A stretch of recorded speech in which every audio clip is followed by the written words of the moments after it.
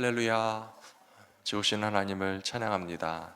9월 새 달을 주신 하나님께 감사드리고 또 새 달이 되어도 이렇게 변함없이 예배하시는 우리 사랑하는 성도님들 한 분 한 분 주님께서 더욱 귀하게 여겨주시고 이 예배 가운데 우리를 만나 주실 거라고 저는 믿습니다. 롱위켄드가 되어서 여행을 가시는 분도 계시고 여행에서 돌아오시는 분도 계시고 어떤 분들은 조금 쉬실 수 있는 분도 있지만 그러나 변함없이 열심히 일하시는 분들도 다 계실 텐데요.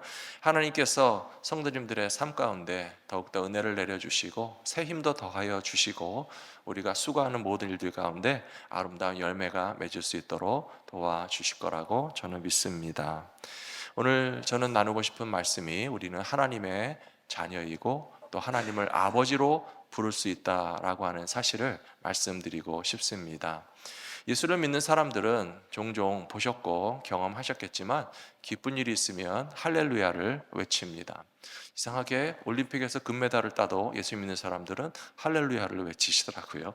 꼭 예수 믿는 사람이 한 일이 아니어도 우리 마음에 기쁨이 있으면 하나님께 찬양하고 싶은 마음이 생겨나는 것이 자연스러운 것 같습니다. 그런데 또 어려운 일이 생기면 주변에 있는 많은 분들 보시면 주여라고 하는 소리가 나오기도 하고요. 또 기도하실 때마다 아버지, 아버지 하면서 기도하는 분들이 계세요. 거기서 아버지라고 기도하는 것은 하나님을 아버지라고 부르고 있는 것이기 때문에 우리는 하나님의 자녀라고 하는 사실을 우리가 인정하고 고백하기 때문에 하나님을 아버지라고 부르며 기도할 수 있다고 생각합니다.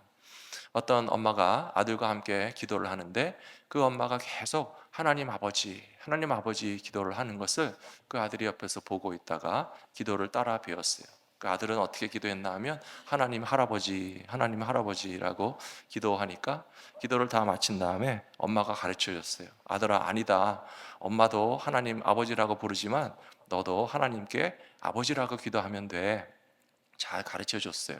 그랬더니 그 아들이 듣고 하는 말이 네, 알았어요. 누나, 엄마가 누나신 줄 몰랐네요. 라고 하면서 하나님을 아버지라고 부르는 것에 대해서 철없는 아이들은 좀 개념이 헷갈릴 수 있겠지만 그러나 나이 드신 분들에게도 하나님은 아버지시고 젊으신 분들에게도 하나님은 아버지시고 우리 어머니가 하나님을 아버지라고 불렀어도 우리도 하나님을 아버지라고 부르면서 기도할 수 있다는 사실 여러분 다 아시죠? 믿으십니까? 하나님을 아버지라고 고백하실 수 있는 복된 자녀들이 다 되시기를 축원합니다. 그런 의미에서 한번 불러볼까요? 제가 하나님 하면 여러분 아버지 하시면 돼요. 알았죠? 하나님, 더 크게 하셔도 돼요. 하나님, 하나님. 예, 하나님의 자녀들이 다 모이셨군요. 너무 반갑습니다. 젊으신 성도님들도 때로는 혼자 살면서도 육신의 아버지나 어머니가 계셔서 나를 도와주시면 얼마나 좋을까라고 하는 생각을 할 때가 있지만 나이 드신 성도님들 많이 계시는데요. 어떠실까 싶습니다. 육신의 아버지가 계시고 육신의 어머니가 계시다면 참 복을 받으신 분들이십니다. 70대 성도님들도 90대, 100세 되신 부모님이 살아계신 분들은 얼마나 감사한 일이십니까?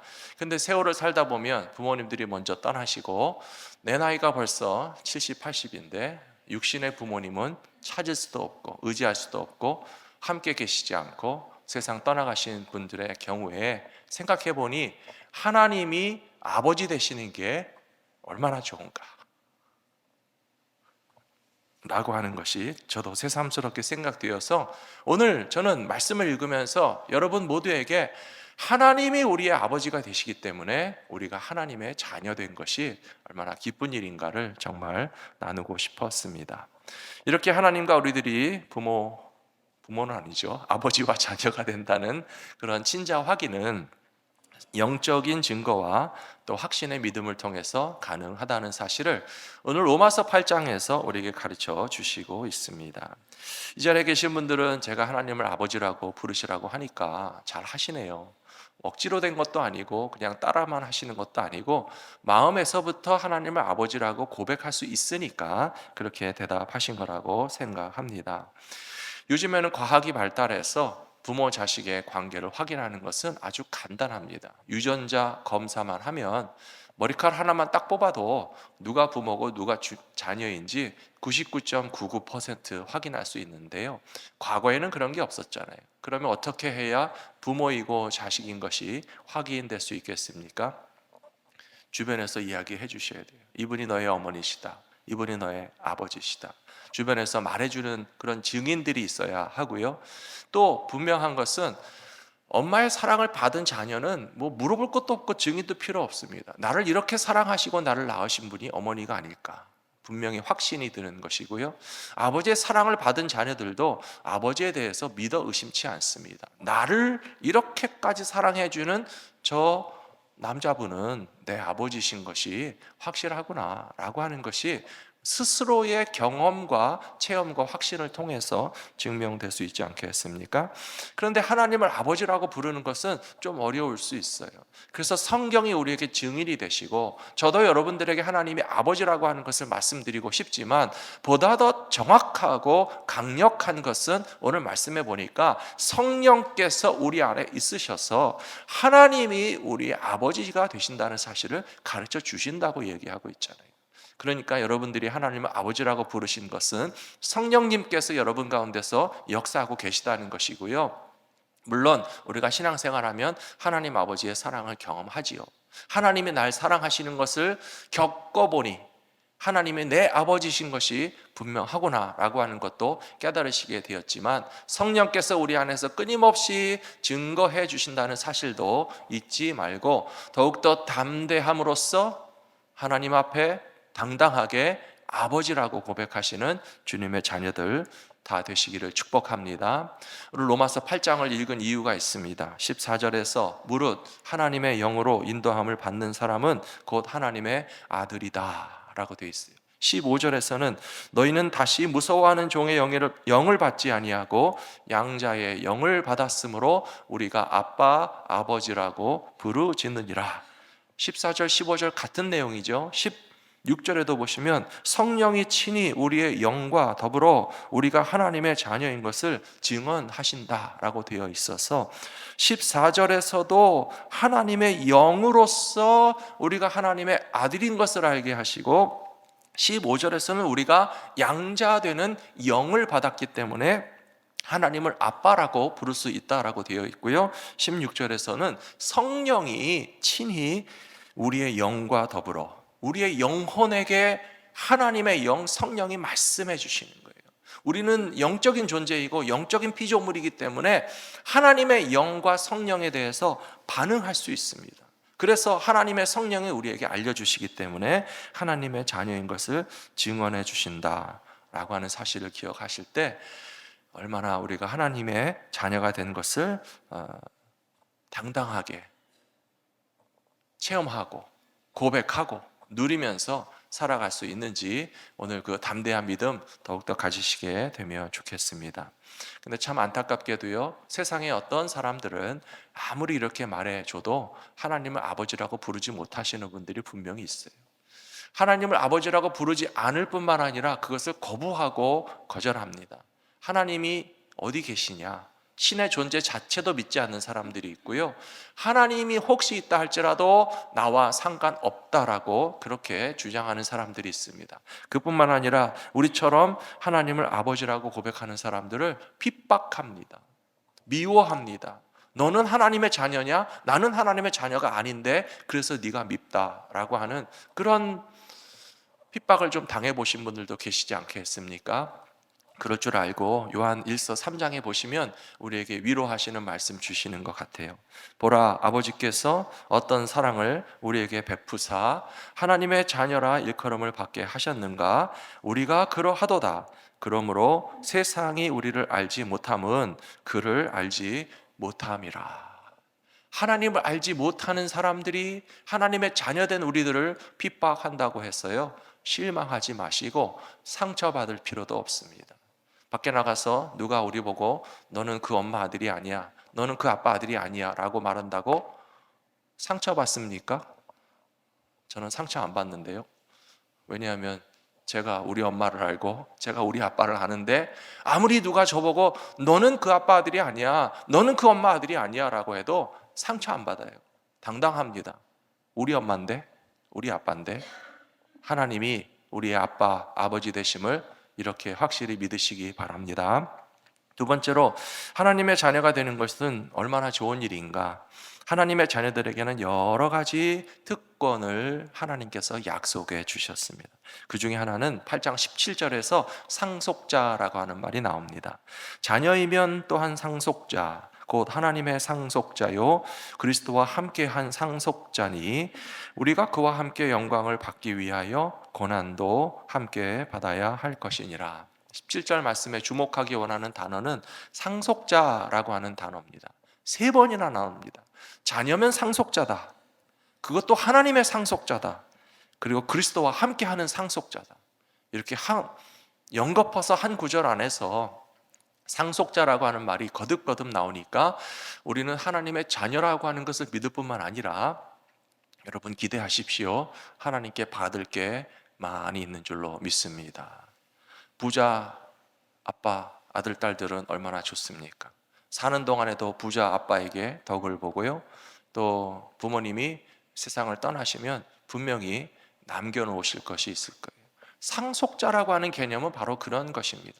그런데요, 하나님은요, 죽지 않으시는 하나님이십니다. 그렇다고 해서 우리가 억울하거나 상속받을 게 없다라고 생각할 이유가 전혀 없어요.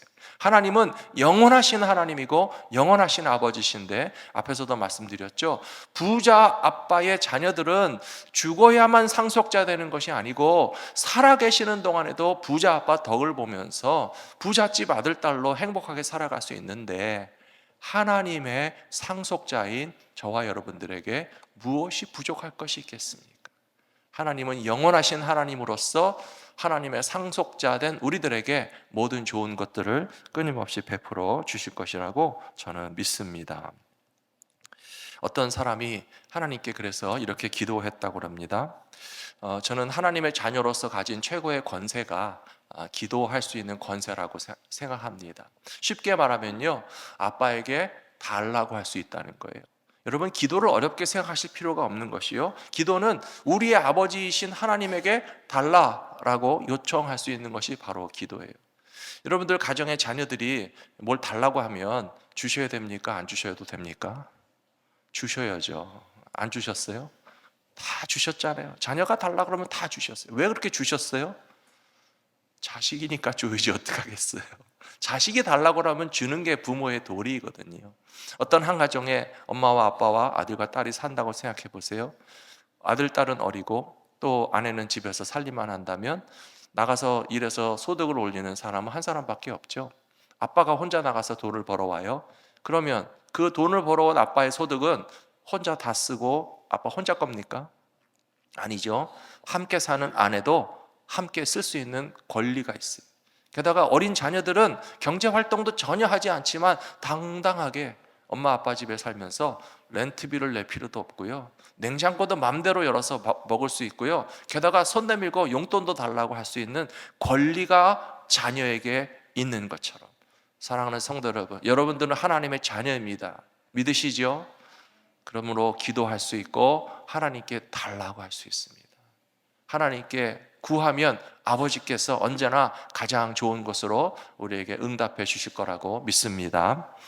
어떤 분이 기도에 관한 이런 응답에 대해서 말씀할 때에 제가 참 새삼스럽게 놀라운 것을 깨달았습니다. 누가 그렇게 말씀하시더라고요. 하나님께 지혜를 주십시오 라고 기도했더니 하나님께서 나에게 어려운 문제를 주시고 어려운 문제를 해결할 수 있는 지혜까지 겸하여 주셨다라고 하는 말이에요.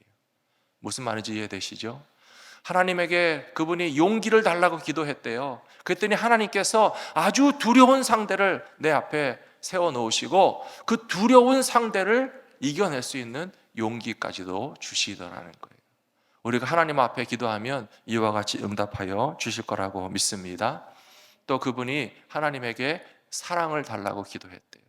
그랬더니 하나님께서요, 참 사랑하기 힘든 상대를 옆에 붙여놓으시고 네가 이런 사람까지도 사랑할 수 있겠냐?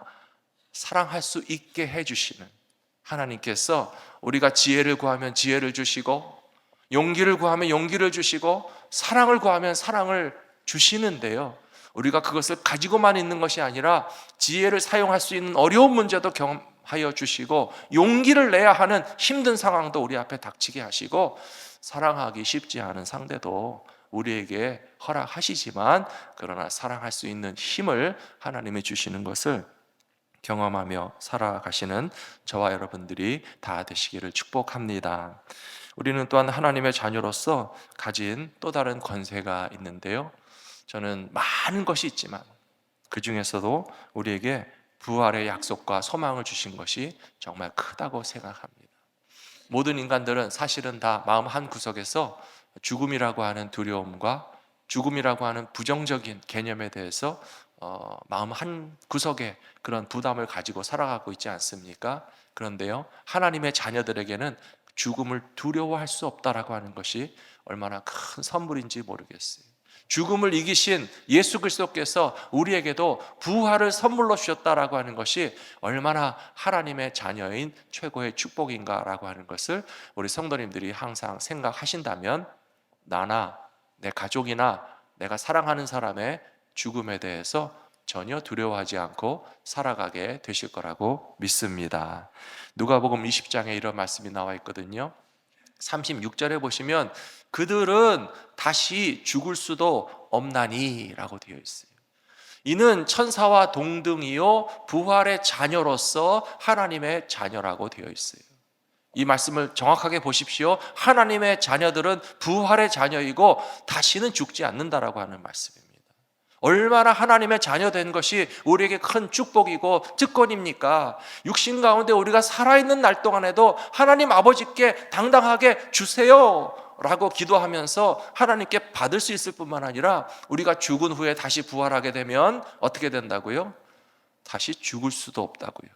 이 말씀이 참 재밌는 것 같아요. 누가복음 20장 36절에서 부활한 그들은 다시는 죽을 수도 없고 죽을 필요도 없고 죽지도 않는 영생의 존재가 되는데, 그것이 바로 부활의 자녀이고 하나님의 자녀들에게 약속된 소망인 것을 기억하면서 하나님의 자녀의 권세를 누리며 살아가시는 모든 성도님들 되시기를 축원합니다.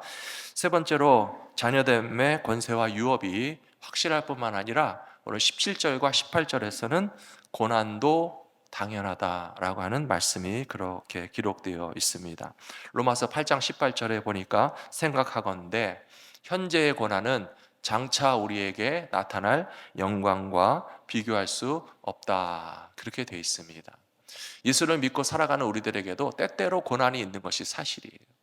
그러니까 우리가 지난 한 주, 지난 한 달 혹은 우리의 삶을 돌아보면 할렐루야 외치던 기쁨의 순간보다는 아버지 주여라고 기도하는 때가 사실은 더 많았잖아요. 현재의 고난이 많은 것은 사실이지만, 그러나 이 로마서 8장 18절 말씀 참 좋은 말씀이 아닐 수 없습니다. 현재의 고난은 장차 나타날 영광과 비교할 수 없도다 라고 하는 말씀이에요. 하나님의 자녀들에게 놀라운 영광이, 그리고 영원한 영광이 우리 앞에 기다리고 약속됐다는 사실을 오늘 하나님의 자녀된 모든 분들께서 기억하시면 좋겠습니다. 예수님의 모든 제자들이 어떤 고난도 견뎌낼 수 있었던 비결은 바로 이 믿음과 이 신앙 때문이었습니다. 현재의 고난이 있지요. 하지만 장차 나타난 영광과 비교할 수 없기 때문에 현재의 고난은 그냥 다 겪어 나가는 겁니다. 헤치고 나가는 겁니다. 뚫고 나가는 겁니다. 그냥 어떤 고난이 다가와도 아버지라고 부르짖으면서 현재의 고난을 다 헤치고 나가면 장차 나타날 영광과 비교도 할 수 없기 때문에 얼마든지 이겨낼 수 있다는 것입니다. 예수님의 제자들 가운데서 모든 제자들이 다 그랬지만 야고보와 요한이라고 하는 제자가 있었어요. 친형제입니다. 예수님의 가까운 제자로서 얼마나 예수님을 따라다니면서 충성하는 귀한 제자들이었는지 모릅니다. 근데 이 제자들도 우리랑 똑같은 사람들이었기 때문에 사실은 고난보다는 영광에 관심이 많이 있었어요. 그래서 어머니를 모셔다가 예수님에게 부탁했잖아요. 예수님이 영광으로 나타나실 때 우리도 그 영광 좀 같이 나눠 갖게 해주세요. 한 사람은 오른쪽에, 한 사람은 왼쪽에 앉혀주세요 라고 하면서 막 로비를 했잖아요. 누구든지 예수님에게 그런 영광을 기대하는 마음이 잘못된 것은 아닙니다. 하지만 예수님께서 대답하시기를 누구에게 영광을 줄지는 하나님이 알아서 하실 것인데 너희가 나와 함께 고난의 쓴 잔도 마실 수 있겠느냐라고 말씀하셨거든요. 그랬더니 야고보와 요한이 그럼요, 고난의 쓴 잔 마셔야죠. 아주 냉큼 고난의 쓴 잔을 얼마든지 마시겠다고 큰 소리를 쳤어요. 그랬더니 어떻게 됐는지 아세요? 야고보는요, 사도행전 12장에 보니까 순교했어요. 예루살렘에서 요한의 형제 야고보가 헤로도 왕의 칼에 죽었다, 그렇게 돼 있어요.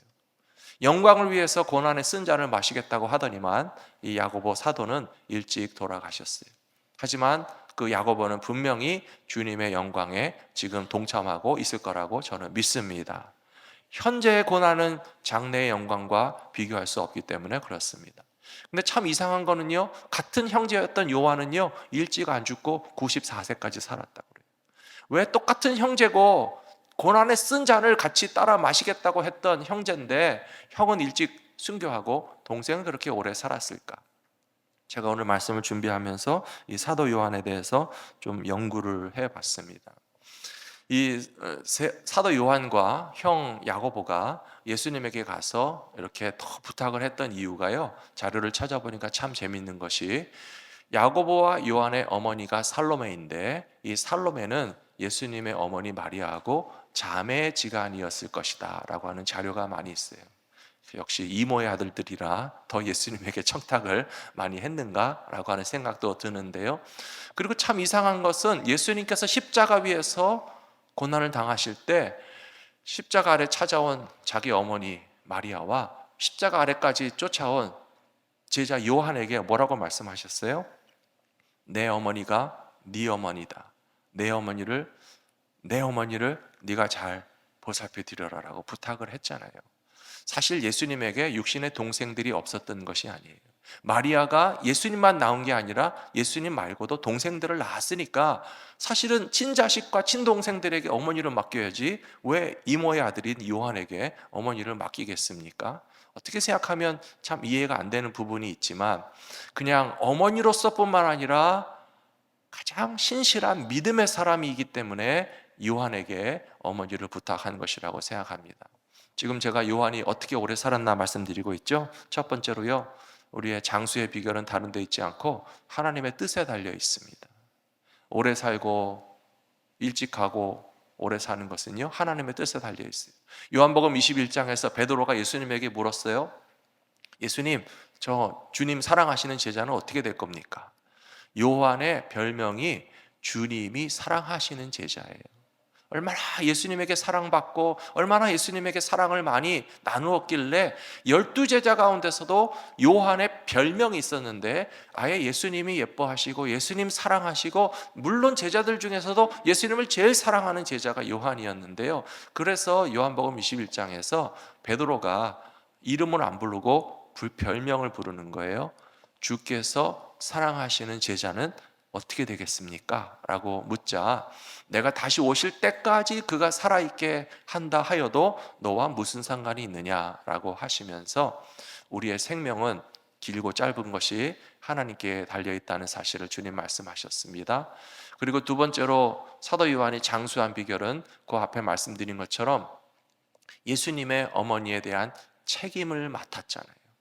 그러니까 예수님의 어머니 마리아가 살아계시는 동안에는 사도 요한은 순교할 수도 없고 정말 예수님의 어머니를 보살펴드리는 그 책임을 잘 감당하면서 살았기 때문에 하나님께서 더 오래 사는 인생을 주시지 않았나라고 생각합니다. 세 번째로 사도 요한은 이렇게 어떻게 보면 사적인 영역뿐만 아니라 공적인 사역에 있어서도 많은 사역을 했어요. 요한 복음을 기록했습니다. 요한 1서, 2서, 3서를 기록했습니다. 요한 계시록, 신약성경에 마지막에 나오는 주님의 계시를 받아서 기록하여 남기는 책임을 맡았기 때문에 사도 요한은 더 오래 살 수 있는 그런 인생을 하나님께서 허락하지 않으셨나라고 생각합니다. 사랑하는 성도 여러분, 오래 살기 원하시는 분들이 계시다면 오늘 제 말씀을 잘 기억하세요. 사명을 맡아 순종하는 사람들에게 끝까지 건강을 주실 줄로 믿습니다.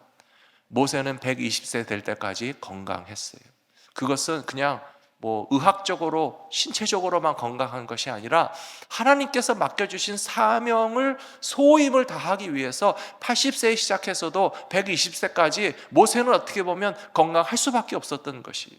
그는 하나님의 불려가는 그날까지 눈도 어둡지 아니하였고 기력도 쇠하지 않았다고 그랬어요. 사명을 맡아서 충성하는 자들에게 건강도 주시고 장수도 주실 줄로 믿습니다. 갈렙이라고 하는 사람은 여호수아와 함께 40년 동안 광야에서 열심히 싸웠어요. 하나님의 백성들과 함께 믿음으로 광야를 다 헤치고 나아갔어요. 그리고 가나안 땅에 들어갔을 때 갈렙은 벌써 85세가 됐거든요. 근데 가나안 땅에 들어갔으니 85세가 된 갈렙이 이제는 좀 은퇴하고 편안하게 쉬랍니다 라고 한 거 아니에요. 여호수아에게 이야기했습니다. 제가 칼을 들고 싸우겠습니다. 헤브론의 거인 족속 우리 이스라엘 백성들 괴롭히고 땅을 안 내놓는데 내가 힘든 산지에 쳐 올라가서 85세이지만 싸워서 승리하도록 일하겠습니다 라고 했을 때 하나님께서 건강 주시고 승리 주시고 힘을 주셨다라고 하는 거예요. 사도 요한이 94세까지 장수하게 된 비결은 다른 데 있지 않다고 생각합니다. 복음을 전하는 사명을 감당했습니다. 곳곳에 가서 예수님의 이름을 증거했습니다. 열심히 요한 복음, 요한 계시록, 요한 1, 2, 3서 주님의 말씀을 받아서 기록하고 전달하는 일을 했기 때문에 그에게 장수할 수 있는 축복을 주셨다라고 저는 믿습니다. 마지막 5번째로 요한을 말할 때 빼놓을 수 없는 것은 바로 그가 사랑의 사도였다는 거예요. 요한복음에도요 사랑이라는 말이 제일 많이 나와요. 요한 1, 2, 3서에도 읽어보시면요 제일 자주 등장하는 단어는 사랑이라고 하는 단어가 제일 많이 나와 있어요. 사도 요한이 말년에 죽을 때까지 섬겼던 교회는 에베소 교회인데요, 에베소 교회에서도 나이 많은 사도 요한은 사역을 활발하게 하지는 못하고 좀 많이 뒤에서 후배 사역자들을 도와주시고 그랬겠죠. 그래서 노년의 사도 요한에게 뭔가 한 말씀 주시기를 부탁드리면요, 사도 요한에서 입에서 나오는 단어는 어김없이 서로 사랑하라 했다고 그래요. 긴 말이 필요 없는 거예요. 주께서 우리를 사랑하신 것 같이 우리도 서로 사랑합시다 라고 하는 것밖에 없었다고 그래요. 94세까지 살도록 사도 요한이 감당한 것은 예수님을 사랑했고, 젊었을 때도 죽을 때까지 주님을 사랑했고, 주님께 받은 사랑을 기억하면서 우리가 서로 사랑합시다 라고 하는 사명을 감당했던 것처럼 하나님의 자녀된 저와 여러분 모두에게 하나님의 놀라운 그런 사랑의 사역의 능력을 베풀어 주시기를 경험하며 살아가시는 저 여러분 모두가 되시기를 부탁합니다.